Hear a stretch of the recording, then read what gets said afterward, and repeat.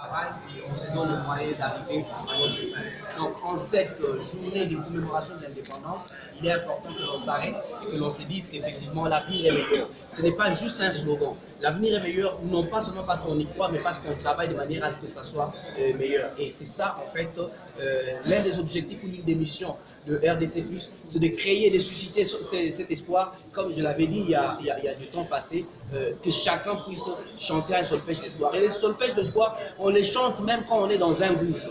Donc on ne peut pas être dans l'opulence, dans l'abondance et crier espoir. Généralement, c'est donc quand on est dans un contexte qui semble être marécageux, qui semble être un contexte difficile à expérimenter, que l'on a espoir, que l'on se dit que l'on peut arriver à faire quelque chose. Et je voudrais ici rappeler cette maxime, on a parlé de ça tout à l'heure dans la salle, la maxime de Frantz Fanon, répétée par Martin Luther King, Desmond Tutu et d'autres grands leaders. À chaque génération, la jeunesse devra comprendre sa mission, l'accomplir ou la trahir. RDC+ a décidé d'accomplir sa mission et nous allons faire pour redorer le blason de la République démocratique du Congo, parce que c'est notre pays. Nous devons lui donner effectivement toute sa fierté au vrai sens du mot, dans la profondeur ainsi que dans la hauteur, afin que le drapeau de la RDC soit respecté partout ailleurs au monde.